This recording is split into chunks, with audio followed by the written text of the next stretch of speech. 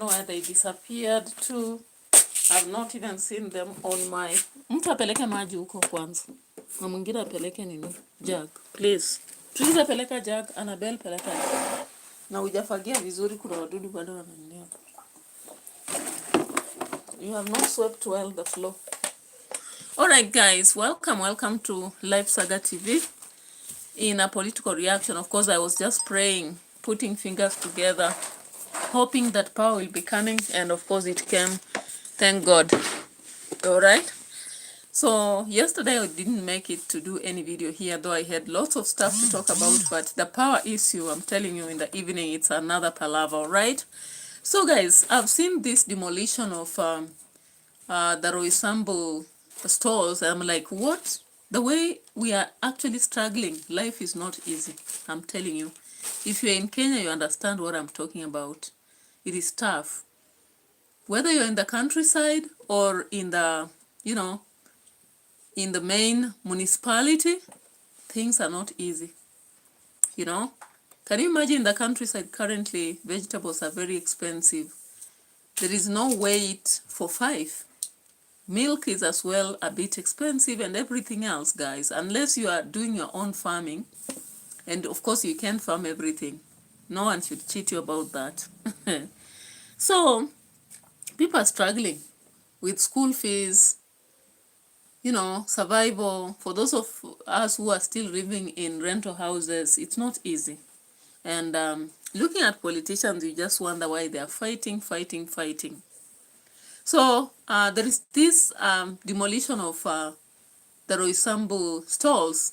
And I think when I look at Roysambu, is on the borders of Nairobi and Kiambu. Is this a fight on Wamatangi and people like Sifuna, or what exactly is happening? Of course, Sakaja is involved, but again, Sifuna is in the mixture, Babu is there. While Wamatangi on the other side, Kiambu, the citizens, I think, will feel bad about the 2 or the 3. So just see how the people are crying in Roysambu, guys. I feel the pity for them because things are not easy. Things are not easy. What is this now? Again, I don't like this.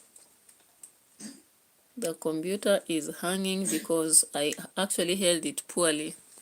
So let me just bring you the video. Annabelle, I don't like that. I've given you medicine so many times, but you still insist when I begin videos, then you begin coughing. What's up?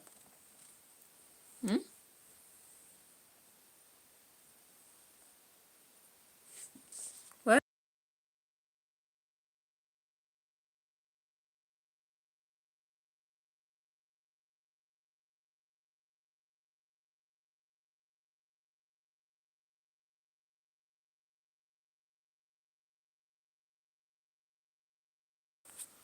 All right, Sai and Tony, welcome to the channel. Thank you so much. From South Africa, how are you? I hope you're fine. My brother from Ramaphosa's land. And how is Malema? I like that too. I keep watching them on TikTok, and they are quite stuff. All right, Tony, thank you so much. You've not told us where you are from. Sai, welcome. So in Kenyan politics, it's a controversial world. Today, Waititu was released after the case. I think he paid a very fat bond to the government, and finally he was released. So I think casually money speaks, right? Money speaks. So we've seen a lot of people being let free. Convicts who have done very serious crimes. Starting from Bungoma, we saw the wheelbarrow saga, and people were left scot-free. We saw another case with Mike Sonko, and finally he was able to go through it. And so many others. I don't have to mention all of them. Now recently, of course, you saw governors at the necks of Sifuna and the rest, and I was like, is this a game or something? Now currently, there is a saga going on. And of course, I was just about to show you that video of the demolition of the Roysambu stalls. And as I was saying, business in Kenya is not easy. Actually, if there is one thing that we are experiencing in Kenya, the hurdles are on economics.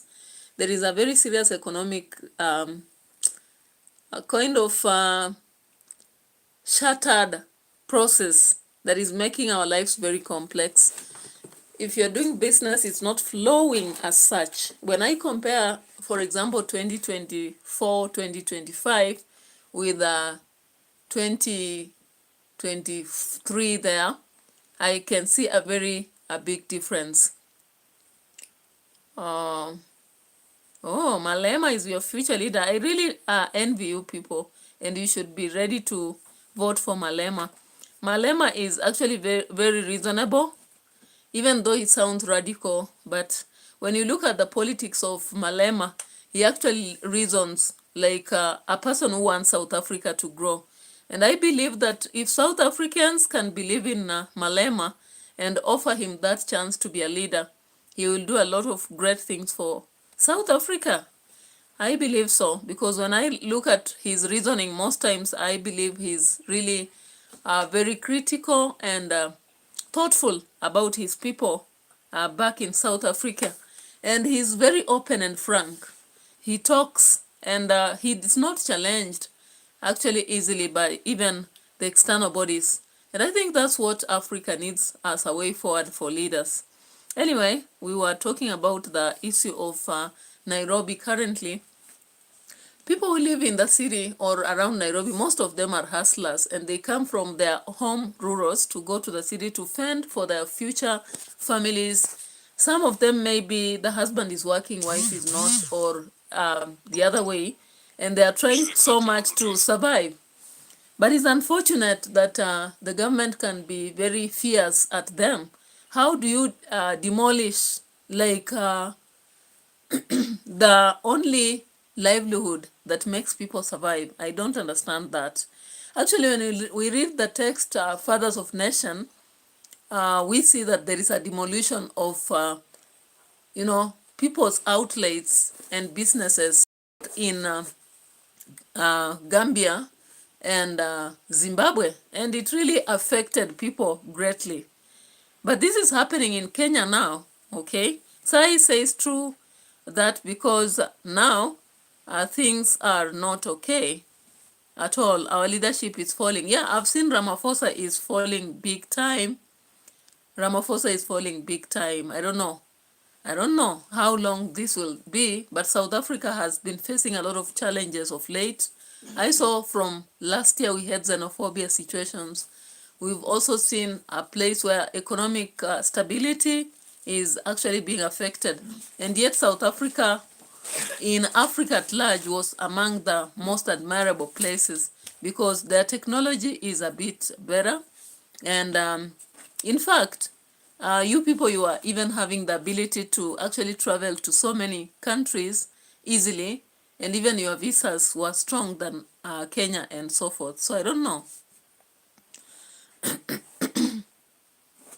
Franco Thuku says, if you get E again, what will you tell your mother, Denzel? I don't know whether Franco Thuku actually directed this question to the right platform, because I don't know who is Denzel and who is getting an E. But if a student is getting an E, it means maybe they are not having a proper environment, maybe they are not revising, maybe at school there is a challenge. There are so many things that affect performance anyway.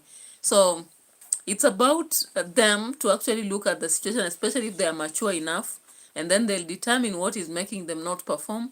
And with the support of the parent and teachers, they can actually go up. That can happen. So I don't know. That question was directed here.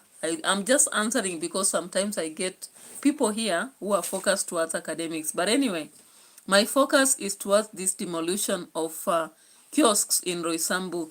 And I want to bring the pictures of what is happening. People are actually devastated, traumatized at some extent. Surviving in Nairobi is not easy. Nairobi, you call it Shamba la Mawe to mean it's a land of stones, merely stones. You understand, a land of stones, unless you are doing construction or selling the stones, there's nothing else you can do with that kind of land. So let's check here for the images of what's happening at Roysambu. And I don't know, according to many people, they are speculating that it's a tactic actually to bring down maybe Sifuna or Wamatangi, but I'm not so sure because Nairobi would blame Sakaja. And recently there was this a plan to actually again impeach him. I don't know how far it is. I've not been so close to following that, but I will be doing that very soon. So let's check on Roysambu and just see what's happening.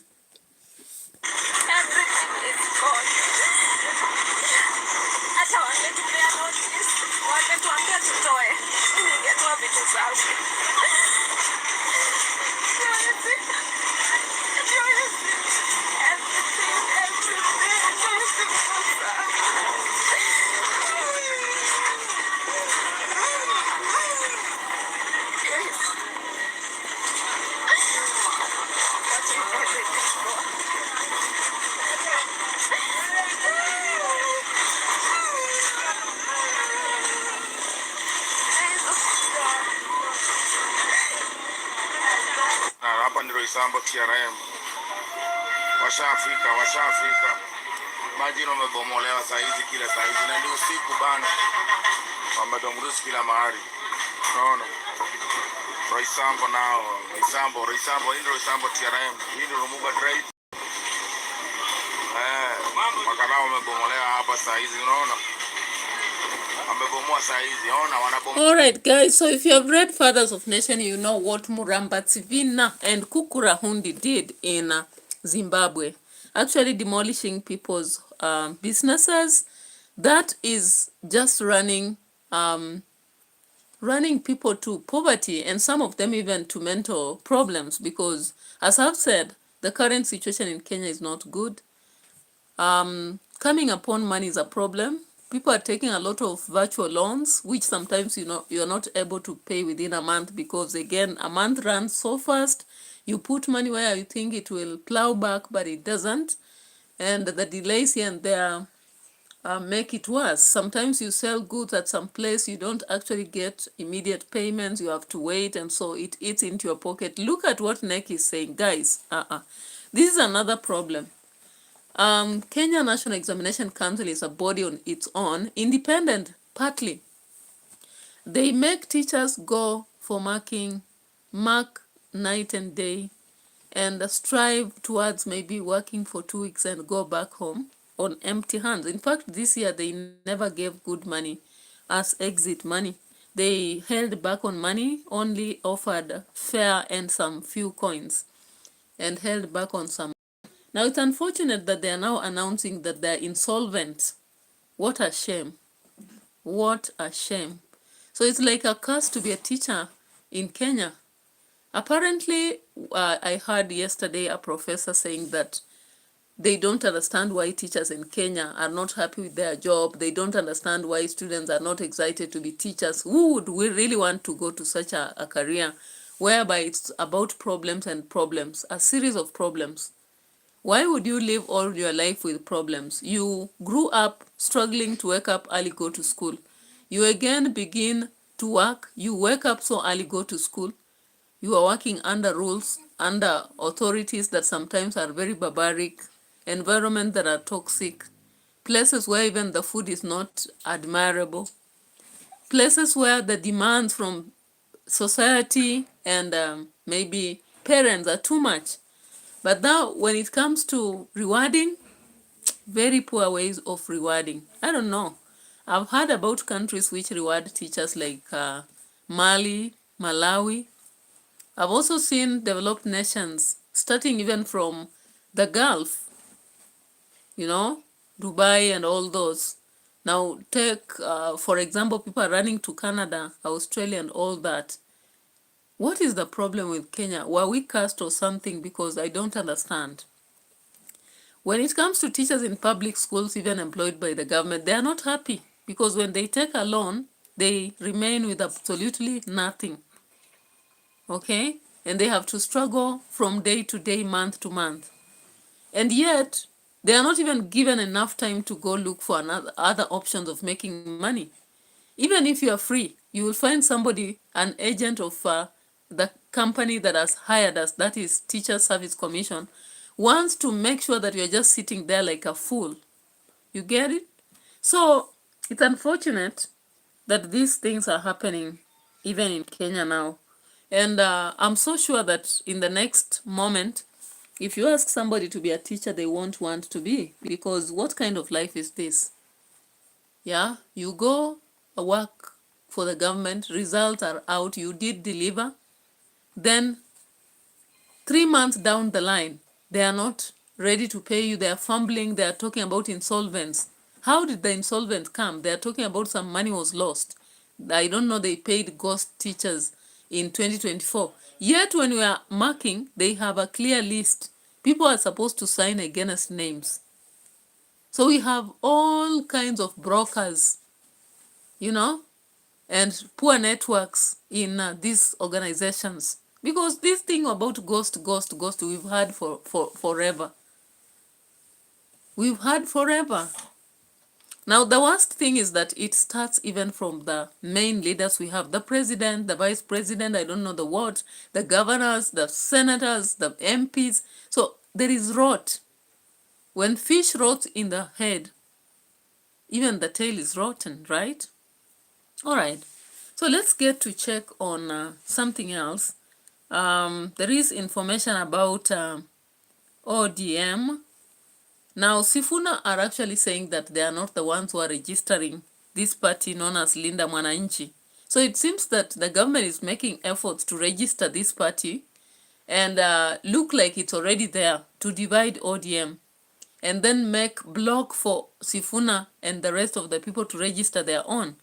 So they're just doing a tactic here. They're playing wise.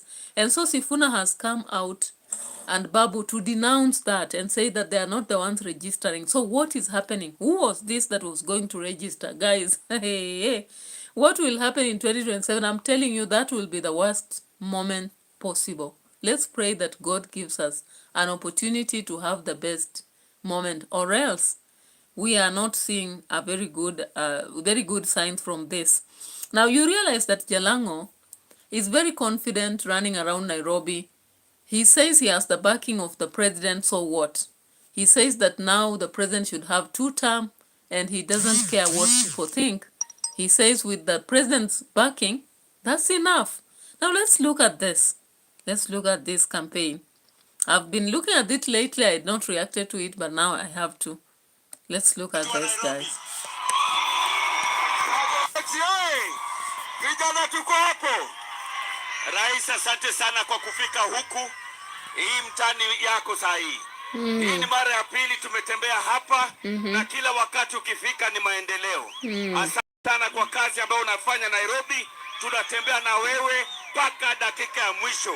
Hawa ni watu tayari wameamua. Nipatie 2 term ya rais, 2 term ya rais. All right, so once you hear somebody talking about 2 term, Wamuchomba recently told you clearly that she was bought with a lot of money. She said that herself. And she has said she's ready to do everything, including sitting next to the president, because when the shares of Safaricom are sold, at least she will have her percentage. Guys, people have the audacity. Say A in audacity. My goodness. So people don't care. As long as the shares come and they have part and parcel of it, that's what matters. Meanwhile, where is Farouk? People have been asking that question. And a lot of information has been coming out to say that he was fired. I don't believe this is true. This seems to be a propaganda kind of a game. You know, a mind game? Something whereby you will pretend that you've resigned, or rather you've been fired, so that the citizens divert their attention, or maybe the president knows that maybe Farouk has brushed shoulders with many people. So he's simply using all tactics. I'm telling you, if you deal with an intelligent person and they use the intelligence in the wrong way, you are done. Done. Ruto is a very intelligent president. Now he's currently using his intelligence in a very wrong way, playing a rogue. And before you know it, he will have gone back. So as much as people are shouting about 1 term, I don't know what tactic they are using, whether it's the opposition, the Sifunas, or whatever. Because once Sifuna is divided from the opposition, that is the united opposition, that is a clear win for the president. Be sure of that. Meanwhile, We saw the anchor of Ndindi Nyoro today, and he said some things about Kenya pipeline shares and oil prices. Of course, this is not the first time he's talking about it, but he keeps talking about it. What do you think? Let's just check at this. I want to speak two things in terms of the national scale. One, you know, sometimes as leaders we can lie to ourselves too much, and we imagine that lying is now a currency. You know, the way you can just lie to yourself, and you lie to yourself, this is white, and you write it as white. We recently had the Kenya Pipeline IPO. Kenya Pipeline IPO was a flop. By the time the IPO was to be closed, it was less than 5% subscribed. So the government extended by a few days. In those few days, Kenya begged Uganda, Museveni, to come and put in money. That was not market driven.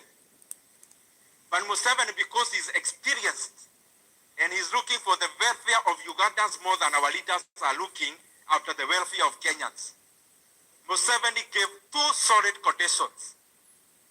One, that he be given two board members, but number two, that he holds veto power on appointment of CEO of Kenya Pipeline. And the Kenya government granted Museveni and Uganda that request. So Ugandans didn't buy KPC shares. Ugandans were buying control of Kenya Pipeline because of the nature of their being landlocked and the need for fuel. The second week on Wednesday, and anyone who would want to challenge me, they can come with their evidence, and I'll come with my evidence. The IPO subscription by the closure was below 5%. Ugandans came with 21, they bought 21%. This other one, you are seeing the government reporting yesterday, that there is a 41% percentage bought by local companies. These are not local companies. These are government-affiliated companies. It is becoming a very bad trend. But the number one trustee of NSSF are not the trustees we know, but the phone calls they are receiving from high offices.